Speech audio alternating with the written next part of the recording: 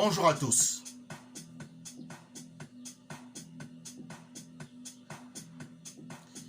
Et merci de suivre cette vidéo.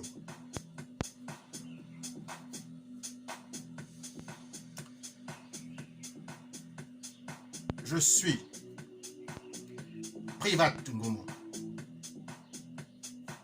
responsable général du mouvement New Power. Notre mouvement est une organisation associative, politique et internationale. Elle est associative parce que nous voulons toucher toutes les personnes, tous les citoyens qui sont intéressés par la chose publique, la question publique, et qui, à juste titre souvent, se méfient du milieu politique dans lequel ces différentes problématiques sont traitées. Mais notre association se veut également politique, car les thématiques que nous abordons sont éminemment publiques, éminemment politiques. Lorsque nous décidons de nous battre pour la souveraineté de notre pays, c'est une thématique politique. Lorsque pour se battre, nous devons affronter la France-Afrique, c'est une thématique hautement politique. Notre association est également internationale parce que nous avons décidé d'embrasser une cause qui nous dépasse, qui transcende nos vies. Cette cause, c'est la renaissance africaine. Car nous voulons que l'Afrique soit debout, soit fière, soit digne, comme du temps des pharaons antiques de Kama. Voilà un peu la nature de notre mouvement. Maintenant, quelle est notre idéologie politique? Nous sommes au New Power foncièrement souverainistes, ouvertement anti-France-africain et fondamentalement panafricaniste ou néo-panafricaniste. Nous sommes souverainistes parce que nous avons compris que l'heure des indépendances ne doit plus continuer à courir nos esprits. Nous devons entrer dans la réalité de la situation. Cette réalité nous dicte que la souveraineté du Gabon, la souveraineté de tous les pays d'Afrique centrale, la souveraineté de tous les États d'Afrique francophone se retrouve captive et entre les mains de la France-Afrique et donc de la France officielle et des réseaux qui ont mis donc en œuvre ce bras armé. Donc, parce que nous sommes souverainistes, il nous faut arracher cette souveraineté captive. Et pour le faire, nous ne pouvons qu'être ouvertement anti-France-africains. Car c'est la France-Afrique qui décide jusqu'aujourd'hui du destin des peuples d'Afrique francophone. Mais pour combattre cette hydre continentale, cette pieuvre qui a ses tentacules dans tout l'espace francophone d'Afrique, nous ne pouvons pas y arriver si nous sommes divisés, si nous sommes isolés. Nous ne pouvons y parvenir que si nous sommes unis comme un seul homme pour combattre un ennemi qui veut la mort des Africains afin de jouir des richesses de l'Afrique. Voilà donc notre identité et notre idéologie politique. Et aujourd'hui, j'en suis le responsable général, car je considère que c'est une responsabilité pour nous tous de conduire notre pays vers une réelle et totale indépendance et de participer ainsi à la renaissance du continent africain. Aujourd'hui, j'ai souhaité vous parler pour commémorer le 12 juillet, car nous sommes aujourd'hui le 12 juillet 2021. Et il y a maintenant 2 ans de cela, nous avons réalisé l'opération Lumumba. Et c'est avec beaucoup d'émotion, mais également de plaisir et de satisfaction que je souhaite aujourd'hui commémorer ce moment très important dans la lutte d'émancipation que nous menons contre la France-Afrique et pour la restauration de la souveraineté véritable de notre pays, de l'Afrique centrale et au-delà de l'Afrique francophone. Alors, pour aborder avec vous cette commémoration, j'ai souhaité emprunter les différentes matières suivantes. D'abord, revenir sur le contexte politique, historique qui a prévalu et les mobiles qui nous ont amenés à opérer ainsi, de manière aussi fracassante, spectaculaire. Je voudrais également que, après ce rappel historique et les mobiles qui ont justifié que nous réalisions cette opération, je voudrais ensuite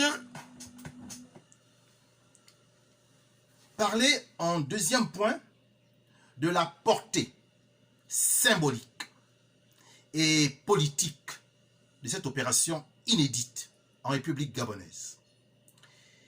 En troisième point, je voudrais qu'on dégage ensemble les perspectives qu'il nous faut désormais entrevoir, envisager par rapport à la défrançafricanisation du Gabon. Il nous faut sortir de l'emprise de la France-Afrique. Il faut qu'on le fasse pour notre pays, le Gabon, mais également pour tous les pays de l'Afrique centrale et de l'Afrique francophone qui subissent le même joug néocolonial français. Et enfin, en dernier point, je voudrais conclure cette commémoration et faire quelques annonces, car nous sommes en train de nous implanter dans le pays.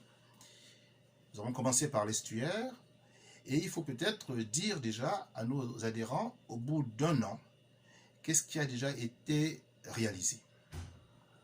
Alors, commençons par le premier élément, la première matière de cette commémoration. Le contexte historique et les mobiles qui nous ont amenés à réaliser l'opération Lumumba. Je n'ai jamais eu l'occasion de m'en expliquer véritablement. Dans le cadre de cette commémoration, je vais le faire car cela me semble très important, car il faut édifier les adhérents. Il faut qu'ils soient informés, il faut qu'ils soient sensibilisés sur le travail que nous menons, pour qu'ils comprennent que ce n'est pas finalement une affaire de personne, c'est une affaire citoyenne, une affaire publique, une affaire qui engage toutes les personnes qui souhaitent réellement voir le Gabon changer de paradigme. Nous sommes sortis d'une élection présidentielle où Jean Ping avait été désigné le candidat consensuel de l'opposition gabonaise, pour ne pas dire le candidat unique, face au candidat sortant du PDG, qui était Ali Bongo Ondimba, déjà coupable d'une première forfaiture faite en 2009 contre la personne d'André Mbaobam, qui avait gagné cette élection. Le pouvoir, naturellement, est surpris de cette attente, car il pensait que le pouvoir pensait que l'opposition n'allait pas vaincre le signe indien de la division. Et voilà que Jean Ping est le seul candidat. Et qu'il se trouve que dans le cadre des accords que nous avons avec l'Union européenne, ces dernières, à la demande du Gabon, sous la pression, il faut le dire, de la France officielle et de réseau, a pu signer un accord pour observer l'élection présidentielle d'août 2016. Et il faut dire que c'était une première, car le protocole qui a été amené par Madame Maria Gabriel, une commissaire européen bulgare, ce protocole était nouveau. Il entraînait la réalité de l'observation électorale que l'Union européenne entendait maintenant faire sur les différentes terres d'Afrique et du monde, puisque ce ne sont plus les quelques demi-douzaines d'observateurs que nous avions à héberger dans un hôtel de la place, mais 70 représentants qui sont arrivés et qui se sont donc répartis dans les différentes provinces de la République gabonaise. Donc un travail relativement sérieux que j'ai eu l'occasion d'apprécier puisque en ma qualité de président de la commission scrutin, j'ai eu à avoir des séances de travail avec ces différents représentants européens venus pour la mission d'observation électorale. Le 27 août 2016, les Gabonais sont allés pacifiquement aux urnes, sans qu'aucun incident ne soit signalé. Au 31 août, alors que tout montrait que Jean Ping avait à plate couture battu le candidat du PDG, le ministre de l'Intérieur, Paco Mobele Bouméa, qui avait affirmé déjà que sous son ministère, jamais l'opposition ne gagnerait des élections présidentielles, eh bien, a tenu sa parole, puisqu'il est venu annoncer que Ali Bongo était vainqueur d'une courte tête. Il y a eu naturellement une contestation populaire qui s'est exprimée très brutalement et très violemment dans la rue, et le pouvoir, en répliquant, a procédé à un massacre qui s'est opéré dans la nuit du 31 août au 1er septembre. Et moi-même, j'étais au 4e étage du quartier général de Jean Ping qui a été canardé par les hélicoptères et par les différents éléments de la milice qui ont opéré dans la nuit et qui ont mené un assaut en règle militaire dans un espace privé. Jusqu'à présent, nous ne savons pas exactement le nombre de personnes qui sont tombées. Le pouvoir parle de 3 ou de 4 personnes, mais l'opposition, à travers un rapport qui avait été réalisé par le médecin Sylvie Mbott et par Annie Léa Meillet, du temps où elle était avec nous dans la résistance, ce rapport laisse entendre que près d'une centaine de personnes ont dû perdre la vie ou ont été portées disparues. Donc, Ali Bongo entend s'imposer à travers ce hold-up militaro-électoral à la tête du Gabon. Ce qu'il va réussir à faire, puisque la Cour constitutionnelle va à nouveau, à la fin du mois de septembre, précisément le 23 septembre 2016, consacrer la victoire d'Ali Bongo après avoir annulé 21 bureaux de vote dans le 2e arrondissement de la circonscription de l'Estuaire. Un arrondissement favorable à Jean Yiguindon et qui a voté pour Jean Ping. Et naturellement, on n'a jamais pu avoir l'ensemble des bulletins de vote de la province du Haut-Ogooué qui, pour le coup, a été la variable d'ajustement électoral que le PDG a utilisé comme à son habitude. Ping décide alors de ne pas avoir le même schéma de prise du pouvoir qu'Alassane Dramane Ouattara en Côte d'Ivoire en 2010. Il opte pour une diplomatie secrète. Cela a certainement déçu les opposants opportunistes, les profito-situationnistes qui s'étaient ralliés à Jean Ping en croyant que ce dernier avait pris avec lui toutes les garanties pour prendre le pouvoir dès que Ali Bongo tenterait le coup de force qui était prévu. Et on savait qu'il allait agir ainsi, l'ayant déjà fait en 2009. Ne voyons donc pas la réaction, la contre-offensive militaire de Jean Ping. Alors, beaucoup d'opposants ont décidé de partir au dialogue qu'a proposé Ali Bongo. Ensuite, ils ont participé au gouvernement d'union ou de rassemblement national. Et enfin, ils vont accepter d'aller aux élections législatives et locales, aux élections générales en octobre 2018. Ces différents saignés ont porté un coup dur à la résistance, car nous avions besoin d'être tous unis contre une imposture. Au lieu de cela, certains ont regardé à leurs intérêts partisans et ont décidé de sacrifier le combat de la souveraineté pour celui de leurs simples conditions ou de la condition de leur parti. C'est une critique que nous leur formulons et que nous allons continuer à formuler en leur disant que si Ali Bongo a réussi à s'imposer jusqu'aujourd'hui, c'est parce que l'opposition, après s'être unie finalement de manière opportuniste avant l'élection présidentielle, s'est désunie toujours avec autant d'opportunisme. Et cela est bien regrettable, car nous avions là l'occasion de faire respecter la souveraineté de notre pays en nous battant pour qu'il y ait une investiture présidentielle du candidat qui a gagné les élections. Ça a été notre position. Alors, il s'est passé les choses suivantes que je voudrais maintenant aujourd'hui expliquer et qui justifient l'opération Lumumba dont je vais maintenant parler.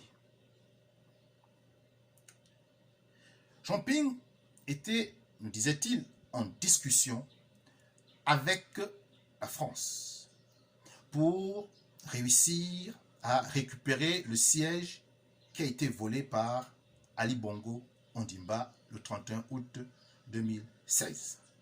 Et que la France souhaitait marcher sur des œufs eu égard à la brutalité du personnage d'Ali Bongo. Il fallait donc avancer de manière très tactique, de manière très prudente pour éviter à nouveau un autre bain de sang. M. Jean Ping était donc d'avis de suivre cette cadence proposée par la France, de ce qu'il nous disait.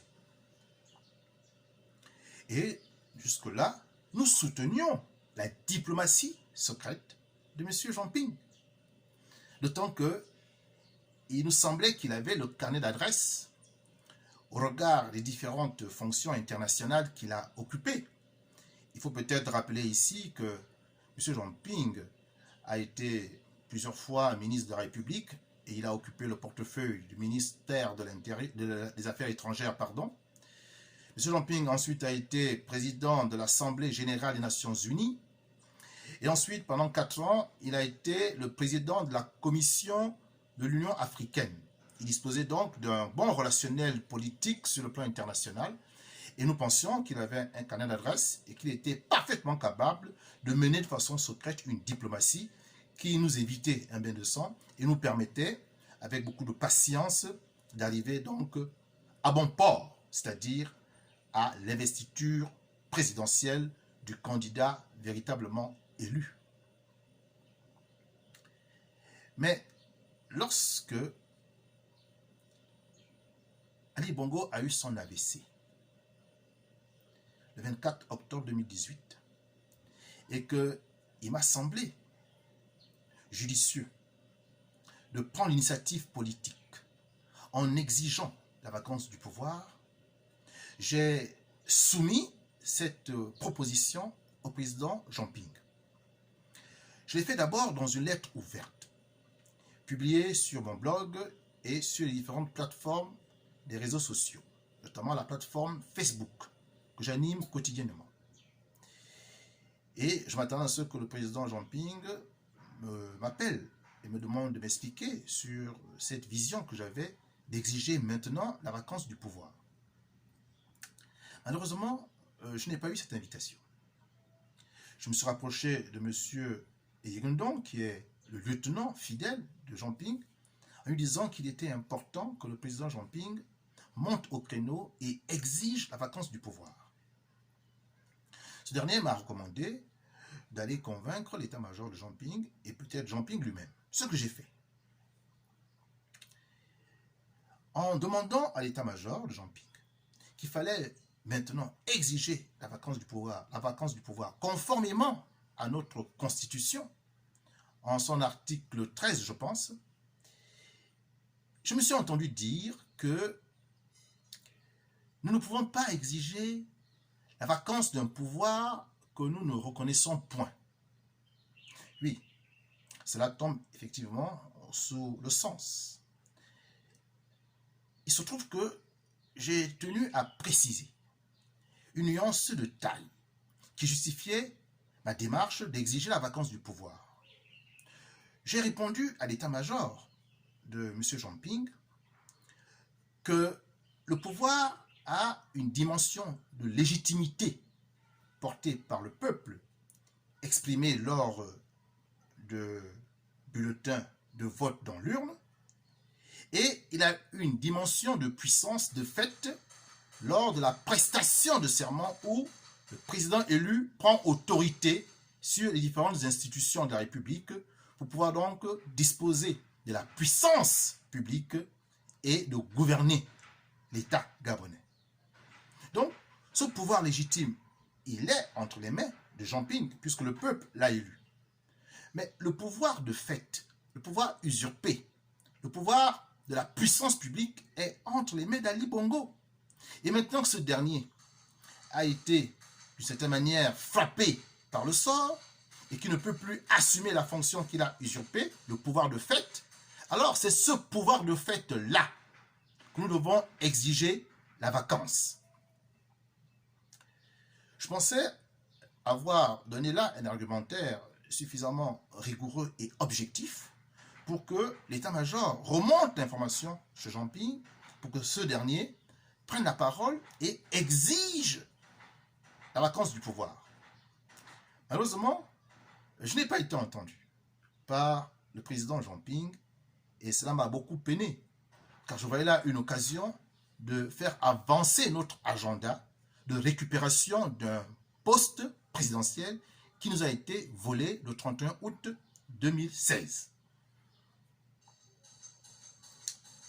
Il se trouve que d'autres personnes qui avaient la même idée que moi sont exprimées. Car le 8 février 2019, je faisais une petite allocution dans laquelle j'exigeais la vacance du pouvoir. Cette allocution a été postée sur ma page Facebook.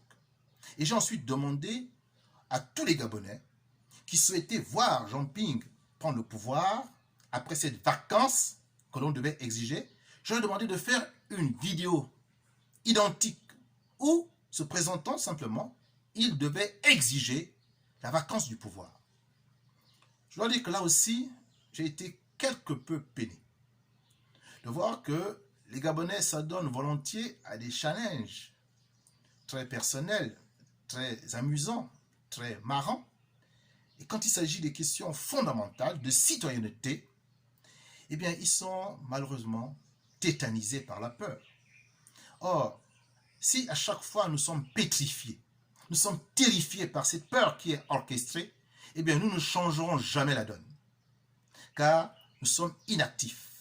Et notre inaction profite à ceux qui, à travers la peur, continuent à gouverner de manière indue notre pays.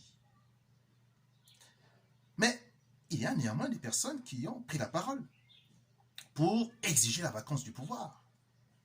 Celui qui l'a fait après moi, c'est le président de l'Union nationale à l'époque, M. Zachary Miboto, qui, dans une intervention publique, fait, je pense, depuis sa maison, avait exigé le 23 février, donc près de 2 semaines après moi, la vacance, il avait dit, de la présidence de la République. C'est ainsi qu'il s'était exprimé, car j'avais suivi avec beaucoup d'attention cette intervention. Nous sommes là le 23 février. Le 24, Laurence Ndong, aujourd'hui président du mouvement Gabon Peuple Debout, a également lancé son appel à la nation où elle exigeait la vacance du pouvoir. Et enfin, le 28, le groupe des 10, Appel à agir, a pris la parole à la Chambre de commerce pour demander aussi la vacance du pouvoir, chaque personne s'étant exprimée selon ses arguments, selon son approche. Pour Appel à agir, il était question de constater la santé médicale d'Ali Bongo. Pour nous, il était question simplement de demander la vacance du pouvoir, sans toute autre forme de procès, conformément à notre constitution. Mais Jean Ping s'est tu. Jean Ping ne va prendre la parole qu'en avril. Donc, mars et avril, 2 mois plus tard, Jean Ping prend la parole pour à son tour exiger la vacance du pouvoir. J'ai trouvé que le président Jean Ping avait raté l'occasion de prendre l'initiative car le PDG était, il faut le dire, déstabilisé. Et de mon point de vue, c'était le moment de monter au créneau pour exiger une vacance du pouvoir qui aurait peut-être permis de rebattre les cartes à ce moment-là. Alors, le pouvoir s'organise. La Cour constitutionnelle, présidée par Mme Bronsouo, triture une fois de plus la Constitution et invente le concept d'indisponibilité temporaire. Concept qui va permettre de gérer le pays sans la présence de l'imposteur à la tête de l'État. Il fallait gagner du temps. Et ce temps, le PDG a réussi à le gagner. Il faut bien le reconnaître. Car nous n'avons pas su être mobilisés et nous n'avons pas su saisir les occasions qui se présentaient à nous pour pouvoir changer la donne. Voilà le premier désaccord que j'ai constaté avec la CNR de M. Jean Ping. Le deuxième va apparaître quelque temps plus tard. Car si effectivement il y avait une négociation diplomatique entre M. Jean Ping de la CNR et l'Élysée, et que c'est la personne d'Ali Bongo brutale qui inquiétait la France et qui lui exigeait cette démarche prudente. Si Ali Bongo est out, comme je l'avais dit, mais alors, il y a maintenant un boulevard pour M. Jean Ping. Pourquoi ne pas procéder à la vacance du pouvoir et à l'installation de Jean Ping? Pourquoi la France n'a pas alors décidé que celui qui avait gagné les élections devait à présent prêter serment après qu'on eût déclaré la vacance du pouvoir? La France n'a pas agi ainsi. Au contraire, elle a mis en place un montage médiatico-politique qui permettait donc, à travers l'indisponibilité temporaire, de gérer le Gabon depuis Rabat, depuis la capitale du royaume chérifien. Donc une complicité franco-marocaine avec le pouvoir gabonais usurpateur s'est mise en place pour servir à la nation gabonaise un scénario, un schéma qui continue jusqu'à aujourd'hui. On nous présente un personnage qui paraît être Ali Bongo, mais en réalité, nous pensons que Ali Bongo est out depuis le 24 octobre 2018. Devant le rôle insidieux de la France, j'ai donc suggéré à M. Ping qu'il fallait monter au créneau pour désormais nous en prendre à la politique française actuellement au Gabon. Une politique qui ne veut pas respecter la souveraineté du peuple. François Hollande ne s'était pas exprimé sur l'élection présidentielle. Et Macron, quant à lui, était candidat à l'élection présidentielle de 2017 et avait dit qu'il prendrait un jugement circonstancié. 6 mois après, 1 an après, le jeune président Macron s'était fait une idée. Et il avait décidé tout simplement de maintenir le statu quo, de continuer à garder une alliance avec une dictature qui n'est pas l'expression populaire. Ça devenait évident pour moi que c'était désormais le cas, car la France n'agit jamais de façon très voyante. Elle avance très masquée. Elle ne fait pas état de sa position pour pouvoir toujours tenir un discours très ambivalent, un discours double, un discours d'hypocrisie. Et constatant cela, j'ai donc décidé de mener une action à 2 volets. Le premier volet était d'ordre diplomatique et le second va se traduire par une action sur le terrain. Je vais me rapprocher de environ 6 à 7 ambassades européennes, asiatiques accréditées dans notre pays, ambassades de pays qui sont relativement puissants. La Turquie, la Russie, la Chine, pour ne citer que les nations asiatiques, la France, l'Allemagne, l'Italie, l'Union européenne, pour citer les nations européennes. J'ai été reçu par l'ambassade d'Allemagne qui m'a accordé 2 heures d'entretien. Et j'ai eu l'occasion de présenter une version différenciée de la situation politique du Gabon et de relever le rôle que joue la France. Un rôle qui n'entre pas dans le cadre des valeurs de démocratie qu'elle promeut publiquement au monde entier. Les Allemands ont été à l'écoute et j'ai beaucoup apprécié. Ensuite, j'ai été reçu par le responsable politique de la délégation de l'Union européenne qui, lui, m'a accordé 1 heure d'entretien où là aussi, j'ai eu l'occasion de m'exprimer sur la situation de notre pays. La France, l'ambassadeur de France, son Excellence M. Philippe Authier, a refusé de m'accorder une audience, estimant que je devais m'en tenir à la 3e personnalité, Mme Charline Leb, qui occupait la fonction de premier secrétaire d'ambassade. Il faut ici rappeler que l'ambassadeur est la première personnalité accréditée diplomatique en France, la seconde est le premier conseiller, et la 3e est le premier secrétaire d'ambassade. Il se trouvait que c'était Mme Charline Leb qui assumait cette fonction, avec qui j'avais l'habitude d'avoir des séances de travail ou d'information 1 fois par mois. Et donc j'estimais qu'il n'était plus nécessaire de partir à nouveau la voir, mais que maintenant, il me fallait discuter avec l'ambassadeur de France au Gabon. On m'a fait comprendre que c'était ce format ou rien. Et cette réponse ne m'a pas plu. Je l'ai trouvée par trop condescendante et méprisante, surtout venant de la part d'un pays qui a d'énormes intérêts au Gabon et qui ne peut pas se satisfaire d'une situation de crise et de chien-lit. Surtout que d'autres pays qui ont moins d'intérêt, comme l'Allemagne et l'Union européenne, ils ont accepté de me recevoir. Pourquoi la France adopter cette attitude de suffisance?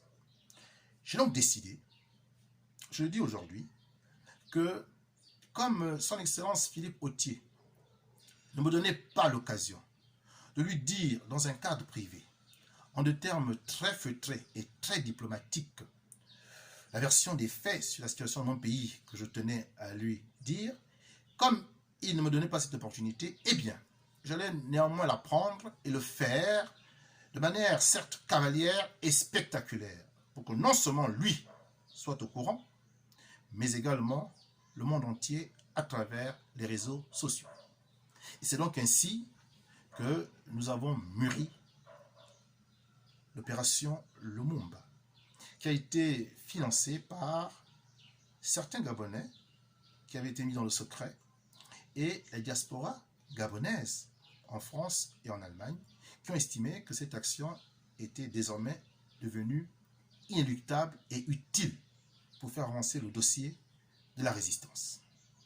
Je veux aujourd'hui louer tous ces jeunes Gabonais qui ont été cooptés pour leur courage et qui ont décidé de prendre ce risque en venant interrompre la circulation aux abords de l'ambassade de France pendant près de 10 minutes pour me laisser le soin de déclamer l'intervention que j'avais prévue à cet effet.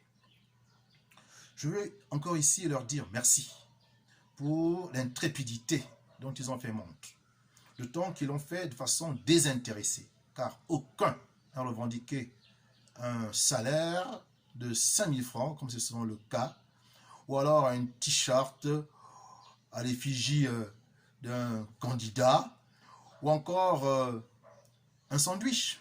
Non, ils l'ont fait par patriotisme, car ils ont estimé que cette action méritait d'être réalisée. Et j'ai pris soin qu'aucun ne fût arrêté, car c'était mon idée. Et si une seule personne devait être mise aux arrêts, c'était moi. Et je l'ai parfaitement assumé.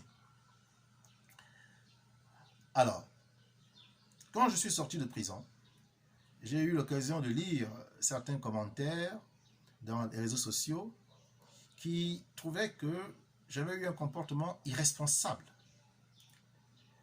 en décidant tout seul d'aller m'adresser à une puissance qui avait la possibilité de me détruire. Je veux répondre aujourd'hui à ce commentaire en disant qu'il n'y avait nullement d'irresponsabilité dans ma démarche. Bien au contraire, il y avait du patriotisme doublé de courage. Et peut-être que le courage nous manque beaucoup dans cette nation. Nous sommes de nombreux patriotes, mais l'heure du courage est arrivée si nous voulons véritablement voir notre pays se transformer, se transfigurer. Et j'avais naturellement aussi imaginé le cas le pire, celui où je serais arrêté. Et donc, je m'étais préparé psychologiquement, moralement, mentalement, à aller en prison. Certes, je me disais que pour un petit délit, une petite infraction routière sur les routes de Libreville, créer un embouteillage de 10 minutes ne me vaudrait pas 313 jours d'incarcération. Car les embouteillages au Gabon, il y en a. Je n'imaginais pas que je ferais autant de temps en prison.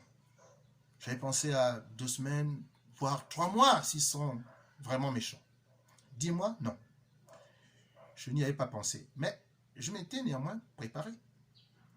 Et donc, j'ai pris le soin, quand j'étais en prison, de prendre du temps pour réfléchir sur des questions fondamentales. Discuter avec les différents prisonniers que j'ai rencontrés. Certains étaient de l'opposition, d'autres étaient du pouvoir. Et j'ai donc mûri ma réflexion. Et en sortant de prison, j'ai pris la décision de poursuivre le combat et de garder intacte ma détermination. Alors, je vais maintenant entrer dans le deuxième temps, la deuxième matière de cette commémoration, puisque je vous ai fait état du contexte historique, politique qui a prévalu et des mobiles qui m'ont amené à prendre la décision de réaliser l'opération Lumumba. Quelle est, de mon point de vue aujourd'hui, la portée symbolique et politique de cette opération que nous avons dénommée Lumumba? Je vous ai dit tantôt qu'en prison, j'ai renforcé ma détermination à combattre le véritable adversaire, qui est un adversaire caché, qui prend le soin de toujours rester dans l'opacité, dans la pénombre, dans l'obscurité, pour mieux manœuvrer. Cet adversaire, c'est la France-Afrique. La France-Afrique est constituée, il faut bien le comprendre, de 2 réalités. Une réalité française et une réalité africaine. Lorsque nous combattons la France-Afrique, nous combattons ces deux réalités. La réalité française, elle est constituée par une élite dirigeante, politique, qui est héritière des théories racialistes et racistes du comte Arthur de Gobineau. C'est une élite qui considère que l'homme noir africain est inférieur à l'homme blanc. C'est un postulat qui a justifié l'esclavage. Cette élite dirigeante actuelle est aussi héritière de l'esprit colonialiste de Jules Ferry. Car après que Colbert, à travers le Code noir, ait fait la démonstration de cet état d'esprit de l'élite française, qui considère que l'homme noir est un meuble, la colonisation, lorsqu'on a reconnu que l'homme noir était quand même un individu, a estimé qu'il fallait maintenant nous civiliser. Et ça, c'est l'esprit de Jules Ferry. Du moins, l'argument qu'ils ont présenté au monde. La réalité, c'est que les Occidentaux avaient l'intention de venir faire une prédation sauvage de nos différentes richesses, puisqu'ils ne pouvaient plus accéder à nos corps et à la force de travail des vigoureux bras des Africains, des Kamites. Donc cette élite est héritière de cette pensée colonialiste de Jules Ferry, héritière de cette pensée colbertiste et esclavagiste, héritière de cette pensée racialiste et raciste du comte Arthur de Gobineau. Et aujourd'hui, cette élite est bien enfoncée dans cette réalité néocoloniale, gaulliste, qui porte le nom de France-Afrique. Tant que l'élite française sera attachée à la 5e République française, eh bien, elle portera toujours ces legs-là, qui sont incompatibles avec le développement du Gabon, de l'Afrique centrale et de l'Afrique francophone. Il faut le comprendre, c'est très important.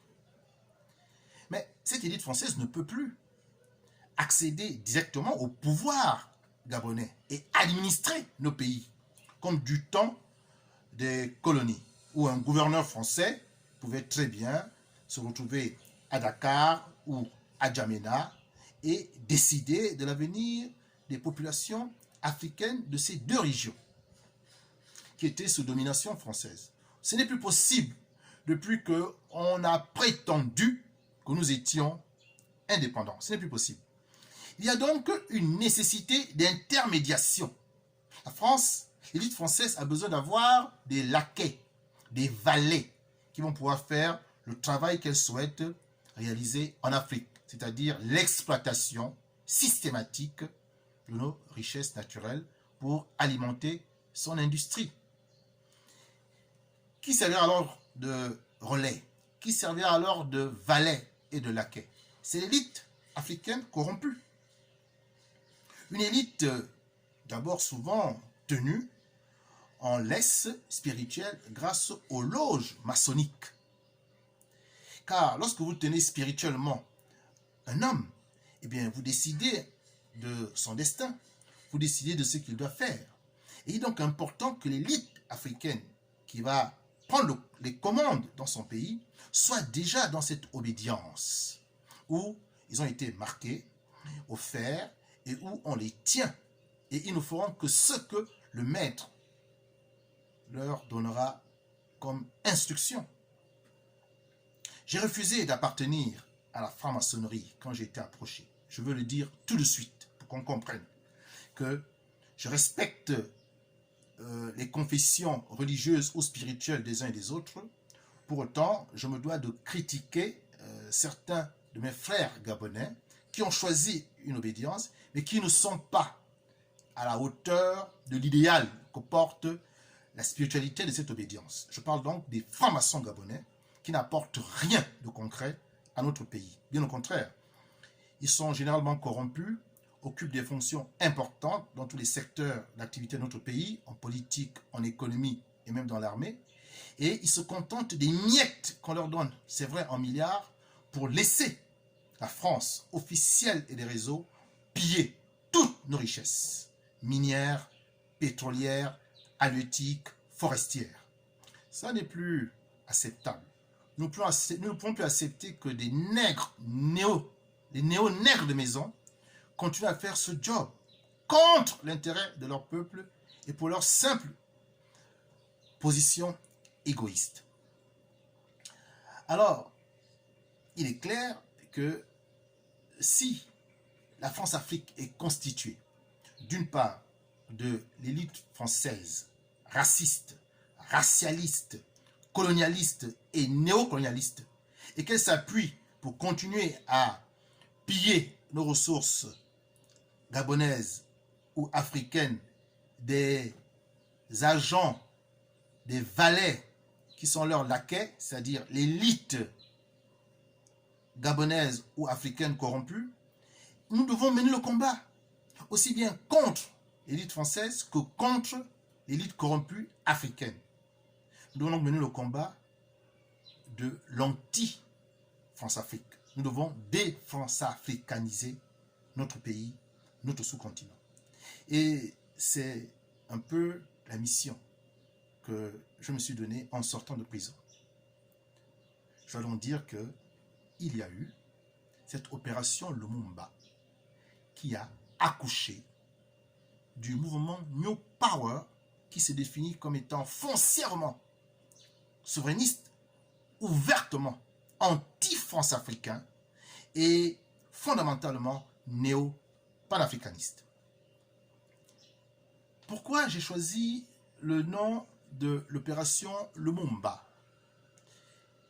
Ce nom donnait d'une certaine manière à comprendre les enjeux qui se présentaient désormais à nous. Ceux qui s'intéressent à l'histoire du continent africain savent que Lumumba, qui était le fondateur du mouvement national congolais, le MNC, avait réussi à avoir la majorité au Parlement congolais et était donc devenu le Premier ministre. Il y avait le président Kasavubu, et ils se partageaient le pouvoir, mais l'homme fort était celui qui avait eu la majorité des suffrages, c'est-à-dire Patrice Emery Lumumba. Ce dernier avait des positions beaucoup plus radicales que celles de Joseph Kasavubu, qui était donc le président du Congo.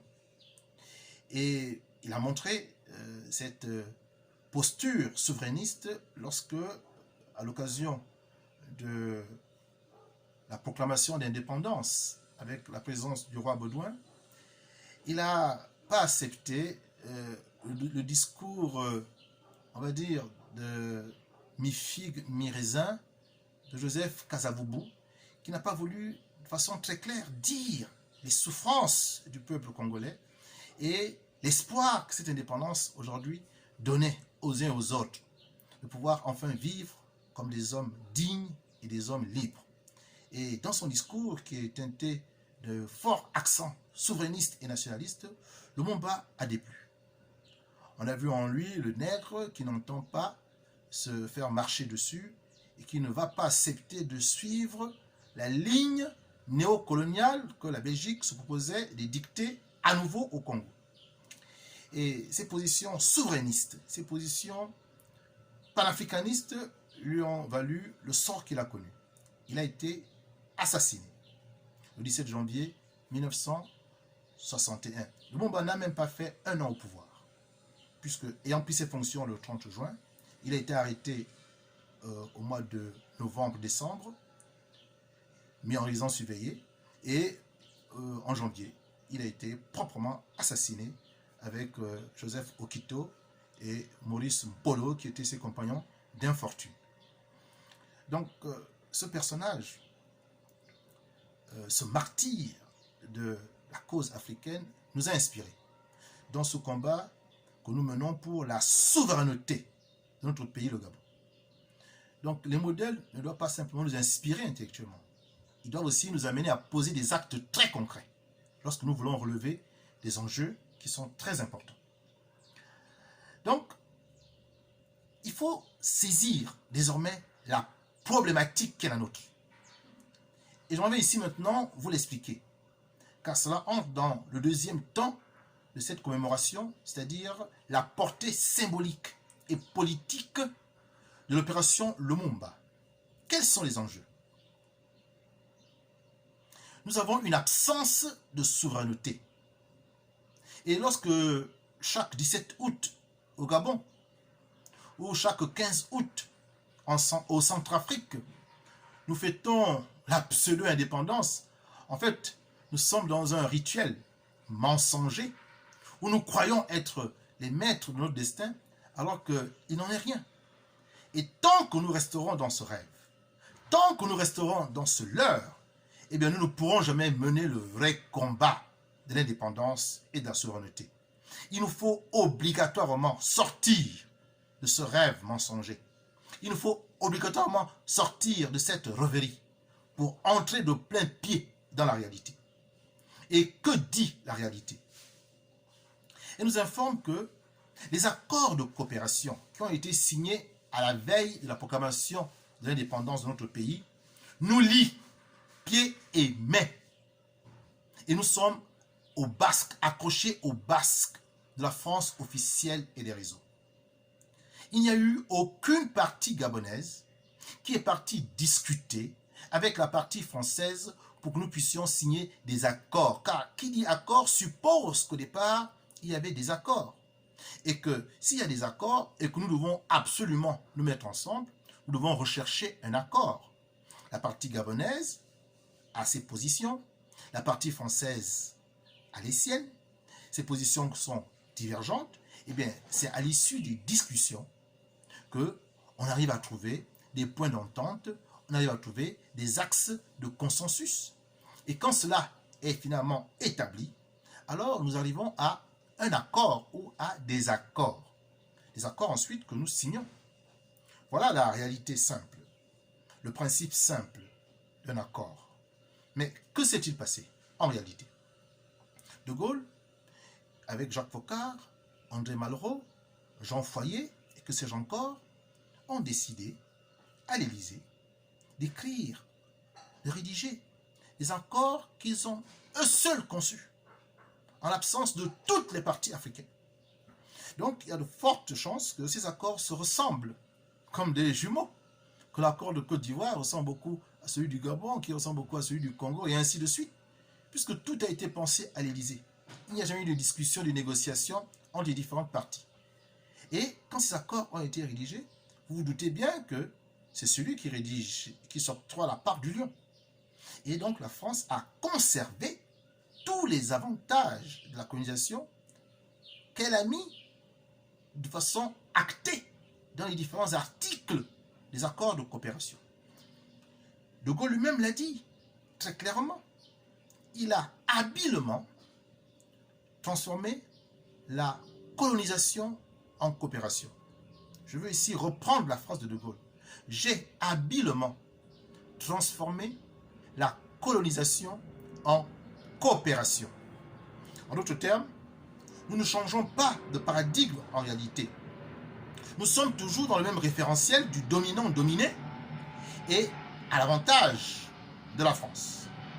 Et ces accords que l'on dit de coopération sont en réalité des accords coloniaux qui doivent perpétuer la colonisation sous une forme nouvelle, cette forme de prétendue indépendance où en réalité c'est la France-Afrique qui gère la réalité des pays africains, pilotée depuis la cellule africaine de l'Élysée. Cette France-Afrique se doit de faire respecter les accords de coopération, et même avec des méthodes très barbares, des méthodes qui défient la législation internationale, car la corruption est condamnée par la législation internationale. L'assassinat également, la déstabilisation, les coups d'État sont condamnés. Ce sont pourtant les méthodes que la France-Afrique utilise pour s'assurer que les accords de coopération seront scrupuleusement respectés dans les différents pays où ils ont été signés par des nervis. Car, rappelons-le aussi également, la France est assurée de assassiner tous les véritables combattants de liberté qui n'auraient pas accepté d'être des hommes liges. On se souvient de l'assassinat de Ruben Oumniobé en 1959. Également celui de Félix Roland Moumier en 1960. Et on ne compte plus. La liste est tellement longue d'assassinats de la France-Afrique pour s'assurer que la France a toujours la haute main sur les États africains et donc la mainmise de nos ressources naturelles, de nos richesses incommensurables. Il faut comprendre cela, c'est très important. C'est très important. Nous avons donc à la tête de nos États, en réalité, des marionnettes à la solde de la France-Afrique. Mais voilà maintenant plus de 60 ans que nous nous employons à frapper, à cogner, à nous opposer à ces marionnettes. Et lorsqu'on en arrive à bout, une autre prend la place. Jusqu'à quand allons-nous continuer à nous en prendre aux marionnettes, qui en plus sont nos frères, même s'ils sont des néo-nègres de maison? N'est-il pas venu le temps de commencer à regarder de très près le marionnettiste? Car si nous persistons dans l'attaque, dans la critique, dans la volonté d'évincer la marionnette, et qu'à chaque fois cette dernière est remplacée par une autre, grâce aux bons soins du marionnettiste, mais cette attitude, cette stratégie peut encore durer plus de 60 ans. Elle a déjà duré 60 ans. Elle n'est peut-être, il faut le dire, pas efficace.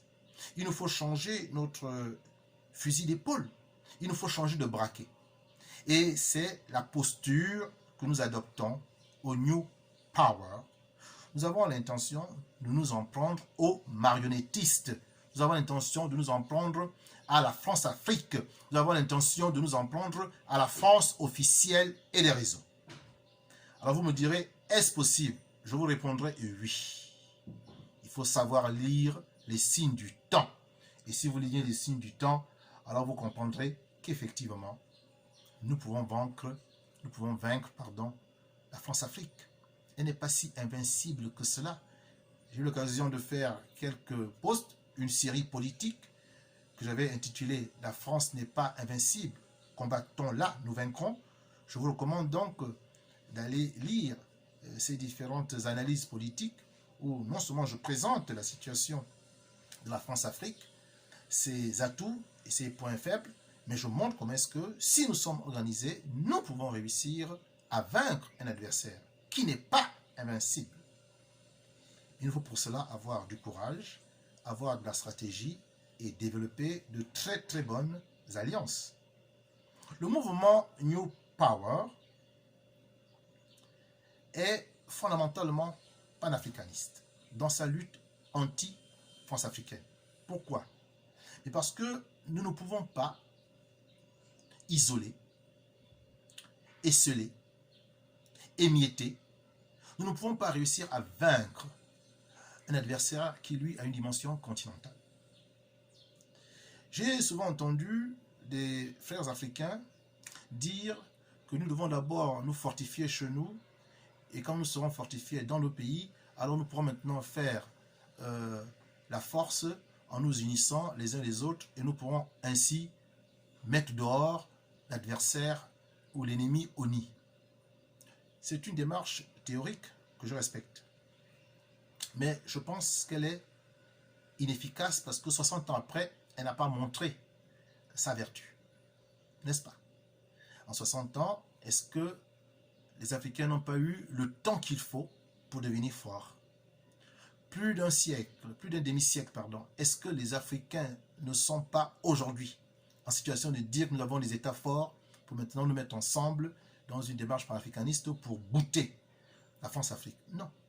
Nous sommes encore plus faibles parce qu'en face, nous avons un adversaire qui prend plaisir, et c'est pour sa survie, qui prend plaisir à nous garder divisés, à nous garder isolés, et ainsi, elle a toujours le contrôle sur nos différents États, le contrôle sur le destin de nos populations. Donc il faut vraiment changer de paradigme, il faut changer de stratégie. Et nous demandons maintenant aux Africains de tout de suite se mettre ensemble, de prendre acte que la démarche nationaliste n'a pas payé et que seul compte la démarche panafricaniste ou néo-panafricaniste qui exige l'unité de tous les fils et toutes les filles d'Afrique pour mener un combat afin qu'ils sortent du joug néocolonial dans lequel ils sont depuis plus de 60 ans. C'est en tout cas la démarche que nous suggérons et nous espérons vraiment que les Gabonais qui nous suivent, les Africains qui nous suivent en sont suffisamment pénétrés et réalisent que effectivement la solution se retrouve de ce côté-là. Alors, un autre point que je voudrais aborder, toujours dans les perspectives. Non, toujours dans la portée, pardon, dans la portée, je suis toujours dans la portée symbolique et la portée politique de l'opération Lumumba. Quel message nous avons envoyé quand nous faisons l'opération Lumumba et lorsque l'opération Lumumba met au monde le mouvement New Power? Quel message nous envoyons en fait? Mais nous faisons comprendre à la France désormais que nous avons vu son jeu double. Nous avons compris son jeu caché et que désormais nous allons la combattre, que la nouvelle génération ne va plus être terrifiée par la peur qu'elle a instituée et grâce à la peur qu'elle a instituée et qui lui permet justement de dominer sur nous. Tant que nous serons pétrifiés par la peur, mais nous n'avons jamais mené la moindre action d'émancipation. Donc nous disons à la France que désormais, elle ne pourra plus empêcher toute initiative d'émancipation en essayant de nous faire peur. Car, effectivement, nul ne veut être assassiné, nul ne veut perdre ses privilèges. Mais aujourd'hui, nous n'avons pas d'autre choix pour notre avenir, pour notre bien-être et surtout pour l'avenir de nos enfants, des nouvelles générations. Il nous faut nous battre, il nous faut sortir de la peur. Cela est devenu une exigence. Et c'est le message que nous voulions déjà envoyer à la France. Et lui dire que d'ici 2030, la dynamique que nous sommes en train d'instituer au sein du New Power a pour ambition de faire disparaître la France-Afrique. Nous donnons encore 9 ans, au plus tard, à la France-Afrique. Mais les énergies qui sont actuellement déployées au Gabon, au Centrafrique, au Mali, au Cameroun, et que sais-je encore, sont des énergies qui vont dans le sens d'une libération définitive et totale de ces pays du joug néocolonial français. Il n'y a plus un autre empire occidental en Afrique. La France reste le dernier empire néocolonial. Et nous récusons cette impérialité. Nous demandons à la France qu'elle retourne chez elle et qu'elle nous permette maintenant de vivre dans nos propres terres comme des hommes libres et des hommes dignes. C'est ça que nous voulons.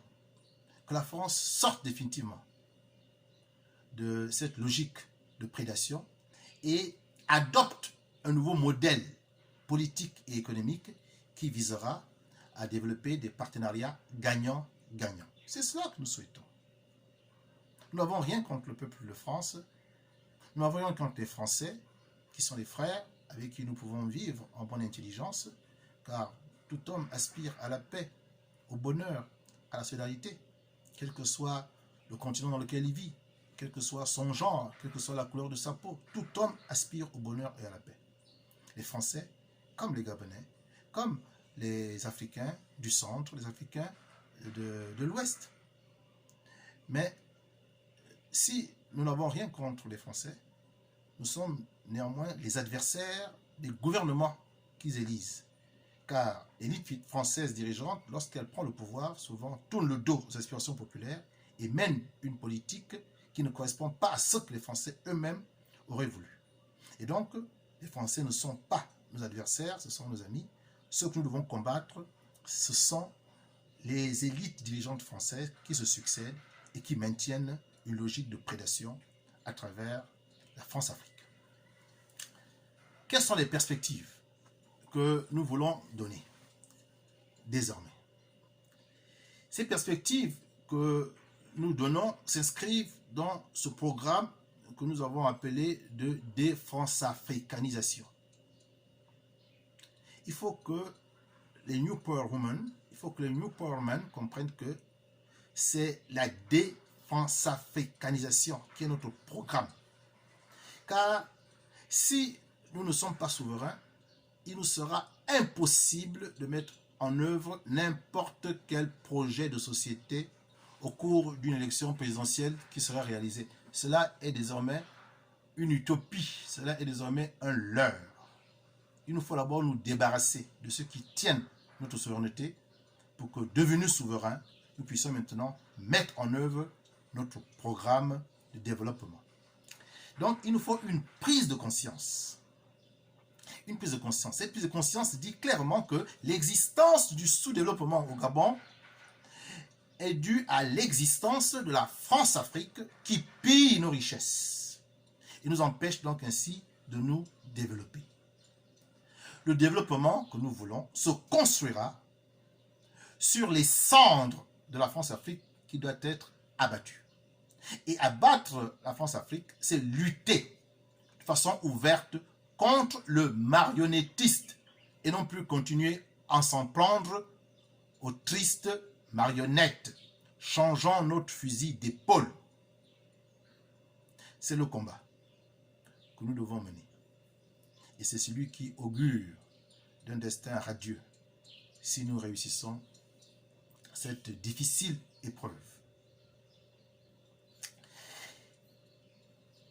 Comment allons-nous pouvoir réussir? C'est la question que beaucoup peuvent se poser, oui. Mais il nous faut déjà commencer par sortir d'un bilatéralisme improductif qui a duré plus de 60 ans maintenant. Regardez les différents pays, africains francophones. Combien sont-ils développés? Nous sommes toujours les derniers de la liste. Pourtant, que nous manque-t-il? Les richesses, les ressources naturelles, nous les avons. Les cadres compétents, instruits, sortis de grandes universités européennes, américaines, asiatiques, africaines, nous les avons. Une population jeune, dynamique, entreprenante, imaginative, nous les avons. Alors, pourquoi, ayant tous ces atouts, nous n'arrivons pas à nous en sortir? Comment, ayant tous ces atouts, et avec une coopération, avec une puissance qui se situe au 5e ou au 7e rang, comment avec une coopération avec une 7e ou 5e puissance mondiale, nous n'arrivons toujours pas à nous en sortir? C'est une question qu'il faut se poser, elle est importante. Il y a là un paradoxe que tout le monde constate. Voilà donc des peuples qui sont assis sur de l'or, sur du pétrole, sur l'uranium, sur le manganèse, sur toutes les richesses minières, car l'Afrique compte 3/4 des ressources stratégiques de la planète. Et nous sommes assis, nous, sur ces ressources, sur ces richesses. Et nous avons une coopération avec la 5e, voire 7e puissance mondiale du monde. Coopération économique et politique. Et nous sommes toujours les derniers de la liste. Il y a un paradoxe. Mais ce paradoxe devient une évidence résolue lorsqu'on comprend que cette coopération n'a pas pour but de faire en sorte que nous développons. Cette coopération a pour but de prolonger la colonisation. Et dès l'instant où on comprend cela, eh bien, on n'est pas surpris que 60 ans après, nous ne sommes toujours pas développés. On n'est pas surpris que si on ajoute encore 60 ans, nous ne le serons pas, tant que ce paradigme sera en vigueur. Donc, il importe désormais de sortir d'un bilatéralisme improductif pour entrer dans un multilatéralisme compétent, dans un rapport gagnant-gagnant. Et je voudrais à ce titre soulever 2 exemples. Le cas du Centrafrique et le cas du Mali. Aujourd'hui, quelles sont les leçons que le Centrafrique et le Mali nous montrent? La leçon, la première, est la suivante. Il est connu aujourd'hui des grands stratèges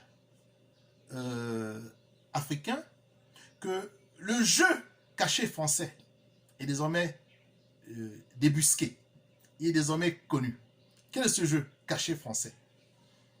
C'est de créer un chaos stratégique dans les différents pays. Et ensuite, s'assurant que les armées nationales ne peuvent pas faire face à ce chaos, elle propose ses services. Et lorsqu'elle vient, elle s'installe et ainsi le chaos stratégique qu'elle a généré justifie sa présence militaire. Et dès l'instant où elle est présente militairement, elle peut en imposer à tous les gouvernements. Nous savons aujourd'hui qu'il y a beaucoup d'uranium dans le Nord Mali. Il y a aussi beaucoup de pétrole. C'est la raison pour laquelle la France y est. Et la France refuse de partir car elle a besoin d'avoir le contrôle de ses ressources minières. Elle en a besoin, son économie en a besoin. Et Ramet a besoin de l'uranium car la France n'a aucun puits de pétrole, la France n'a aucune mine d'uranium. Or, toute son économie est basée sur l'exploitation de ses ressources stratégiques. Donc vous comprenez son intérêt de se retrouver militairement dans ce pays qui est le Centrafrique et le Mali. Donc, je ne vais pas entrer en détail dans ces questions. Je veux juste dire que, comme la France a mis en place une stratégie qui vise à développer un chaos stratégique dans des pays où elle a besoin de prendre pied militairement afin de rester durablement et donc d'imposer aux États sa présence militaire et donc ses dictats, comme cette stratégie désormais est connue, eh bien les Africains doivent développer un multilatéralisme performant où une puissance comme la Russie aujourd'hui, qui est installée au Centrafrique, qui va s'installer au Mali, viendrait faire la démonstration qu'il est possible de mettre hors d'état de nuire des rebelles en moins d'1 an. Regardez le cas du Centrafrique, où en l'espace de 6 mois, les rebelles ont été mis en déroute. Lorsque pendant 8 ans, la France et sa base militaire ont été au Centrafrique, aidés en cela par la MINUSCA, et que pendant ces 8 ans, eh bien, les rebelles contrôlaient toujours 70% du territoire. Ça vient confirmer donc la stratégie du chaos que la France met en place pour justifier sa présence. Le Mali est en train de prendre l'exemple du Centrafrique en ayant des accords de coopération de défense et de sécurité signés avec la Russie. C'est une approche que nous saluons. Et nous demandons à un pays comme le Burkina Faso, qui est aussi victime des exactions des djihadistes, d'avoir cette démarche de souveraineté et de liberté d'action en signant des accords avec la Fédération de Russie pour mettre également en pièces les rebelles qui n'arrêtent pas de faire du tort aux populations villageoises de la patrie de Thomas Sankara. Voilà ce que nous recommandons aujourd'hui. D'abord une prise de conscience du jeu trouble de la France et ensuite développer un multilatéralisme lorsqu'on est à la tête de l'État ou alors se rapprocher des forces russes qui sont les forces qui peuvent nous aider à nous émanciper. Bien entendu, la critique qui nous sera formulée est la suivante.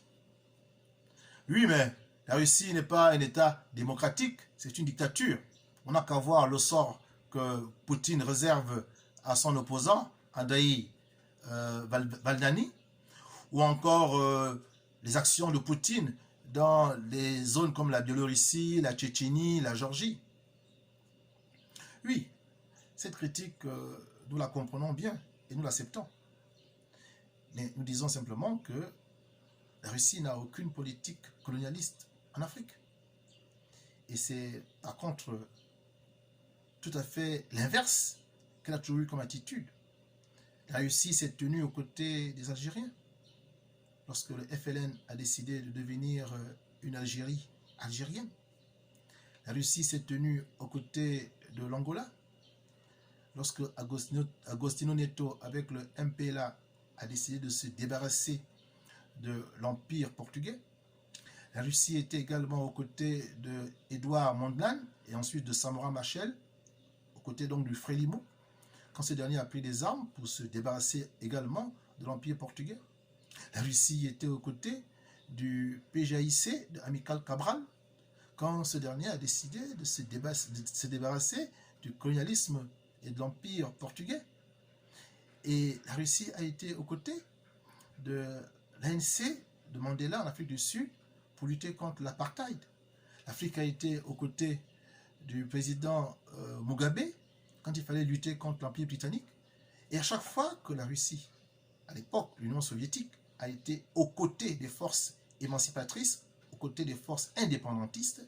Elle n'a jamais exigé d'avoir des bases militaires sur ces territoires, comme pour marquer justement sa présence. Elle n'a jamais imposé que les monnaies de ces pays soient affiliées au rouble, comme pour avoir un contrôle monétaire et économique de ces pays. Elle n'a jamais décidé de piloter politiquement la politique de ces différents États qu'elle avait aidé à se sortir des griffes de l'impérialisme occidental. Elle ne l'a jamais fait. C'est cela son parcours en Afrique qu'il faut relever et qui me semble important à dire.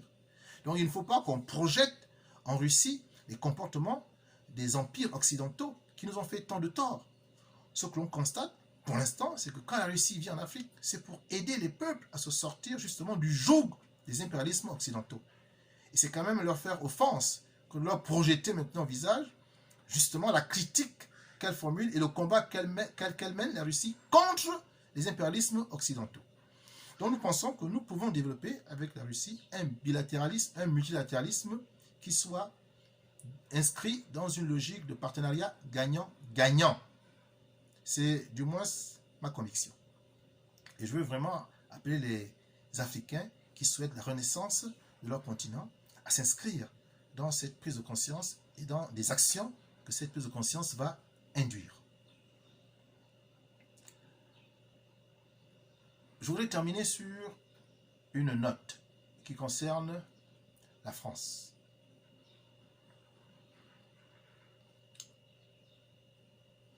En avril, car ce sont, semble-t-il, les prochaines dates. En avril 2022, les Français iront aux urnes pour élire le prochain président de la République. On ne peut pas aujourd'hui prédire l'avenir de manière certaine, nous ne sommes pas des devins. Mais il semble que 4 à 5 personnalités sérieuses ont toutes les chances d'occuper l'Élysée à la fin de l'élection présidentielle. Il y a le président sortant, qui sera candidat à sa propre succession. Il y a Marine Le Pen, qui a le vent en poupe, dans une France de plus en plus raciste, de plus en plus racialiste, qui veut mettre les Africains dehors, les immigrés dehors. Il y a Jean-Luc Mélenchon, le candidat de la gauche radicale, et peut-être, s'il réussit à avoir le soutien de sa famille qu'il a quitté, les Républicains, Xavier Bertrand. Voilà les visages qui ont de fortes chances de se retrouver au deuxième tour et peut-être accéder à la magistrature suprême en France. Nous disons que la diaspora africaine, et là je m'adresse à elle, la diaspora africaine qui a toujours voté de manière isolée. Un peu comme nous en Afrique, nous menons un combat toujours isolé. Chaque pays veut se battre tout seul. Et en France, chaque membre de la diaspora vote par rapport à ses propres intérêts. Il faut changer cet état d'esprit. Nous disons à la diaspora franco-africaine qu'elle a la possibilité d'influer sur le prochain scrutin français. Elle peut le faire parce qu'elle constitue un capital de 3 500 000 électeurs, soit environ 10% de l'électorat.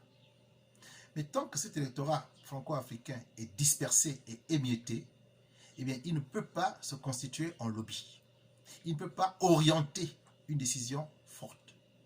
Nous suggérons pour la première fois à cette diaspora africaine, de France, qui a la double nationalité et qui est en capacité de voter. Nous leur suggérons de faire une chose inédite, qui n'a encore jamais été faite, c'est-à-dire avoir un vote panafricaniste ou un vote solidariste. Qu'est-ce à dire? Il y a des thématiques qui vous interpellent aujourd'hui, vous qui êtes des Africains vivant en France.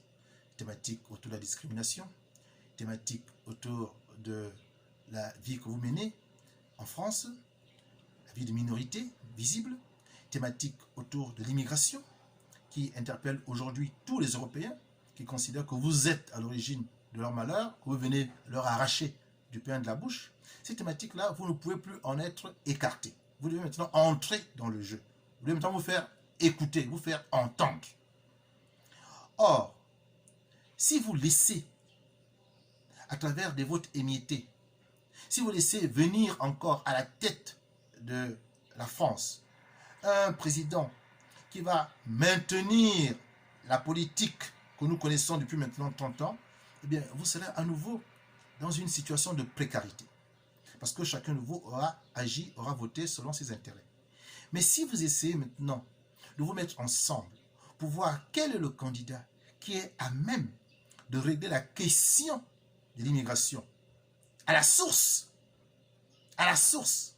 eh bien peut-être que vous aurez une solution à votre mal-vivre aujourd'hui en France avec la montée du racisme, avec la montée des partis d'extrême droite.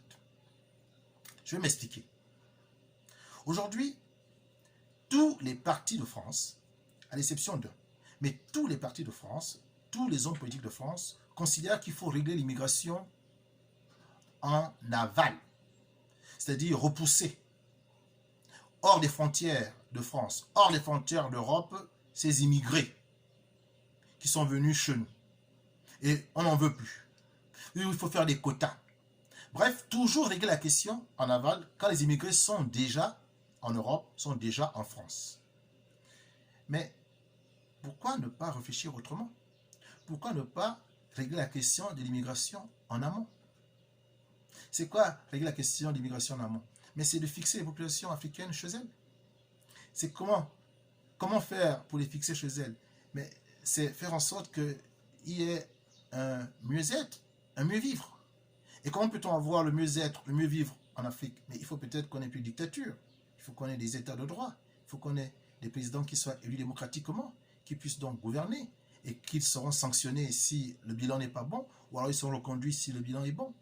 Si nous avons des états démocratiques, si nous avons des états qui pratiquent la bonne gouvernance, si nous avons la possibilité de nous enrichir et d'avoir une meilleure vie chez nous en Afrique, il est clair que nous ne viendrons pas souffrir sous le froid de l'Europe et subir les blagues racistes ou les colibés racialistes de certains Français.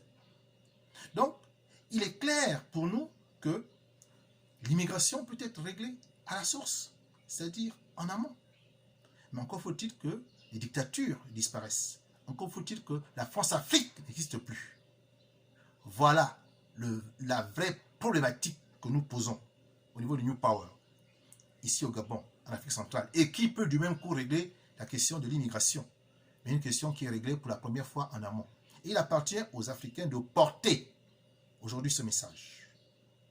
Et je loue vraiment les analyses que fait le professeur Franklin Yamsiwa Kamouroul, car il a permis aux Africains, et il permet aux Africains de bien comprendre les enjeux et de pouvoir de plus en plus se situer par rapport à cette problématique-là d'immigration et de France-Afrique. Nous ne voulons plus de présence militaire française qui s'impose. Nous ne voulons plus d'une monnaie qui nous appauvrit. Nous ne voulons plus des dictatures qui continuent à oppresser le peuple. Nous ne voulons plus des aides données par l'Agence française de développement qui en réalité nous endette jusqu'au cou pour nous maintenir toujours la tête sous l'eau. Nous ne voulons plus de cette présence française nocive. Il faut maintenant que nous le disions très très clairement, sans peur et avec beaucoup de courage. Et c'est l'attitude que nous avons au New Power. J'aurai l'occasion de revenir au cours des prochains lives que j'organiserai d'ici 2023, précisément août 2023. Car il nous faut préparer cette échéance et il ne faut pas, à la dernière minute, commencer à improviser. Donc, les lives qui vous seront présentés iront dans le sens d'une conscientisation, d'une prise de conscience des enjeux et d'une volonté d'agir pour véritablement changer la donne qui aujourd'hui ne nous est pas favorable. Mais les signes du temps, eux, se présentent sous de meilleurs auspices. Et il ne faut pas que nous rations à nouveau ce rendez-vous de l'histoire. Pour ma part, en tant que responsable général du New Power, je m'emploierai à vous livrer l'information, à vous subjuguer, à vous exhorter à sortir le meilleur de vous-même pour que nous puissions avoir l'image d'un meilleur Gabon, l'image d'une meilleure Afrique centrale, l'image d'une Afrique francophone qui renaît véritablement de ses cendres. Ce live était naturellement dédié aux différents membres du New Power qui ont décidé de nous rejoindre dans ce combat. Mais il est également adressé aux sympathisants, ceux qui pensent qu'aujourd'hui, la posture que nous adoptons, cette posture anti-France africaine, est la posture idoine pour mener le vrai combat et sortir donc du leurre dans lequel nous sommes aujourd'hui et dans lequel l'opposition africaine, France africaine, c'est qui joue le jeu, dans lequel cette opposition se complaît. Aujourd'hui, vous avez ce live, mais je vous annonce que dans quelques jours, vous aurez la possibilité de lire notre newsletter Ilumbi. Ilumbi signifie le message en langue Ipunu. Donc nous aurons désormais une newsletter qui sera un bulletin bimensuel, 2 fois par mois, dans lequel nous aurons l'occasion de faire passer des idées, de faire passer un message, de mieux présenter notre idéologie, afin de nous faire connaître non seulement aux Gabonais qui sont déjà dans le mouvement, mais également aux Africains, car notre ambition est de nous implanter dans toute l'Afrique centrale. Nous n'avons pas l'intention d'aller en Afrique de l'Ouest. Nous considérons que Kémy Séba, l'activiste panafricaniste que je salue, Kémy Séba fait déjà un travail formidable et extraordinaire en Afrique de l'Ouest.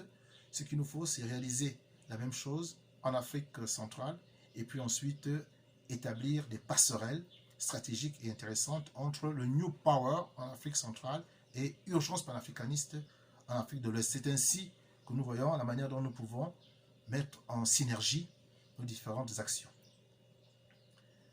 Voilà, chers frères et sœurs du New Power. Voilà, chers New Power Women. Voilà, chers New Power Men. Le message que je tenais à vous faire, s'agissant de cette commémoration de l'opération Lumumba que nous avons réalisée le 12 juillet 2019 à partir de 16h. Je vous recommande d'aller sur nos différentes plateformes, les réseaux sociaux. Vous pourrez retrouver donc les vidéos de cette opération. Il y a la vidéo montée et puis il y a celle du live. Et vous verrez que la problématique que nous posons reste d'actualité et que ce combat doit être mené par notre génération. Une génération décomplexée, une génération compétente, une génération consciente et agissante.